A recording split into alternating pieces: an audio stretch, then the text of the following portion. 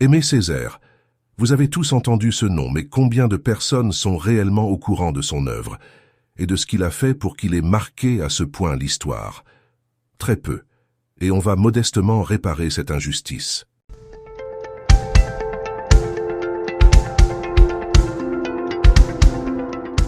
Déjà, Aimé Césaire, c'est celui qui a dit au général de Gaulle que l'histoire des Antillais commençait dans la cale des bateaux négriers. Car, pour Aimé Césaire, on ne peut pas comprendre la société martiniquaise et sa langue, le créole, si on ne tient pas compte de son passé colonial et raciste. Aimé Césaire n'est donc pas le gentil nègre de maison qui éternue quand le maître a froid, comme le décrit si bien Malcolm X. Bien au contraire. Césaire est l'un des premiers, à partir des années 1930-1940, à penser la condition noire, c'est-à-dire comment une diaspora noire a pu se constituer autour de la traite négrière, du déplacement forcé de plusieurs millions de personnes d'Afrique vers les Antilles et vers les Amériques en général. Répétons ce concept de la condition noire. Il s'agit de savoir comment une diaspora noire s'est construite en Amérique, à partir de la traite négrière. Il faut dire que Aimé Césaire naît en 1913 en Martinique, c'est-à-dire 65 ans seulement, après l'abolition de l'esclavage. L'abolition de l'esclavage était donc très récente et présente dans son esprit. Mais pour bien comprendre la pensée d'Aimé Césaire, il faut connaître un peu sa vie.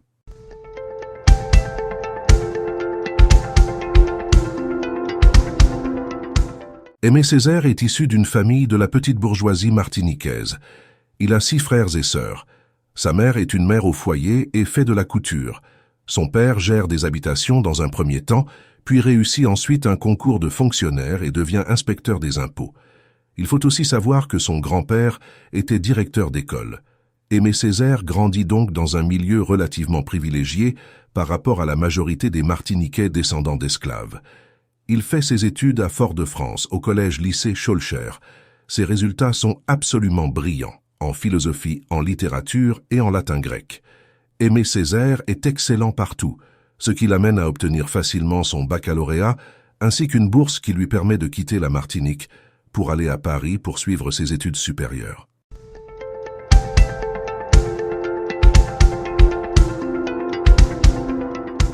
Il arrive au prestigieux lycée Louis-le-Grand, qui est l'un des grands lycées du quartier latin. Il entre en Hippocagne, qui est la première année des classes préparatoires pour passer le concours de l'école normale supérieure de la rue d'Ulm. Un concours qu'il réussit de manière magistrale pour intégrer l'école où se forme l'élite de la République française. Fait à noter, c'est en Hippocagne, au lycée Louis-le-Grand, qu'il rencontre le grand poète Léopold Sédar Senghor, premier président de la République du Sénégal. Étant à Paris, Césaire rencontre également d'autres intellectuels noirs dans la communauté afro-descendante et fait la découverte de ce qu'il appelle la diaspora noire. C'est ainsi, loin de la Martinique, qu'Aimé Césaire découvre à la fois la culture et le déracinement.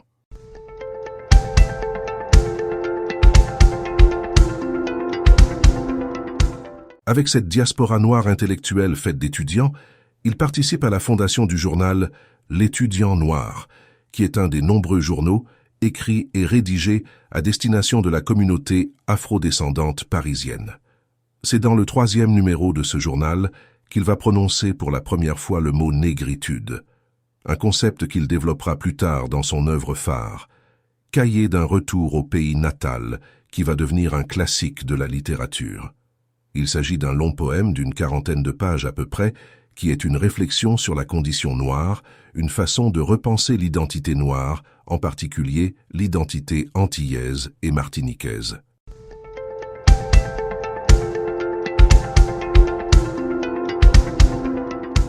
Il a écrit cet ouvrage alors qu'il était étudiant à l'École normale supérieure, institution par excellence de la culture française métropolitaine, et alors qu'il aurait pu se conformer à un langage poétique traditionnel français, il choisit de déformer la langue française. Certains auteurs disent qu'il a plié la langue. En fait, Césaire a choisi de marronner la langue. Marronner, au sens de fuir, comme l'ont fait les nègres marrons, les esclaves qui prenèrent la fuite. C'est ce qu'a fait Césaire avec la langue française. Il a choisi de marronner, de créer une esthétique du marronnage. C'est pour cette raison que le Cahier d'un retour au pays natal est une œuvre d'une incroyable complexité. C'est un long poème en vers libres et en prose, parfois influencé par le surréalisme. Il existe de nombreuses versions publiées dans plusieurs revues au fil des ans.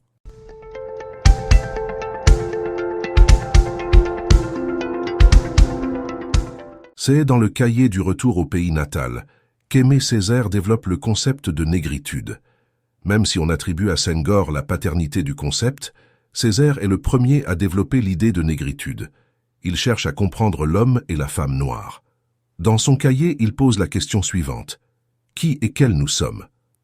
Dans les années 70, il définira la négritude comme la simple reconnaissance du fait d'être noir et l'acceptation de ce fait, de notre destin de noir, de notre histoire et de notre culture. Césaire veut se faire le porte-parole des peuples afro-descendants afin de reconnaître ce qu'il a perdu avec l'esclavage et la condition esclavagiste.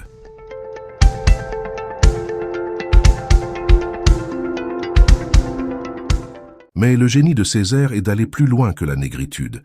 Il s'intéresse également au colonialisme et au décolonialisme. Il publie ainsi Discours sur le colonialisme en 1950, puis en 1962, Toussaint l'ouverture, la Révolution française et le problème colonial. Il développe sa pensée sur le post-colonialisme avec sa pièce de théâtre sur l'histoire du roi Christophe en Haïti, qu'il publie en 1963. Il y a donc 3 périodes avec Aimé Césaire, un moment plus poétique avec le cahier, un moment essayiste avec Toussaint l'ouverture, la Révolution française et le discours sur le colonialisme, puis un dernier moment qui sera un moment plus théâtral avec l'histoire du roi Christophe en Haïti. Mais ce n'est pas tout. Aimé Césaire n'est pas seulement un homme de lettres, c'est aussi un homme d'action.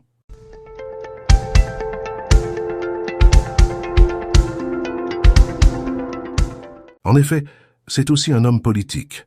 Ainsi, quelques années après son retour en Martinique en 1939, il est élu maire de Fort-de-France, la capitale de l'île, puis député de la Martinique à l'Assemblée nationale française pendant 47 ans.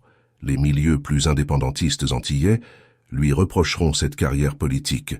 Car en fait, si Aimé Césaire croit profondément à la spécificité de la Martinique et des Antilles françaises en général, il croit aussi qu'elles ont leur place dans la République française.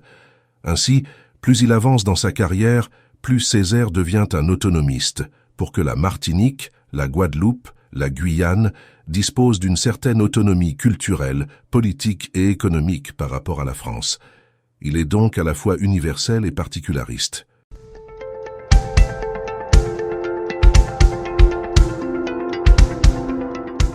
Cette position a été fortement critiquée par certains de ses compatriotes. Parmi eux, on retrouve Frantz Fanon, qui a été son ancien élève au lycée Schœlcher. Fanon reproche à Césaire un penchant assimilationniste. D'autres, comme les chantres de la créolité, que sont Patrick Chamoiseau, Raphaël Confiant et Jean Bernabé, ont quant à eux proposé d'aller au-delà de la négritude.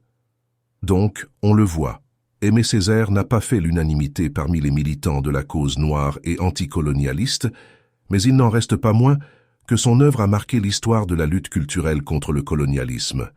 Aimé Césaire décède en 2008 et reçoit des funérailles nationales.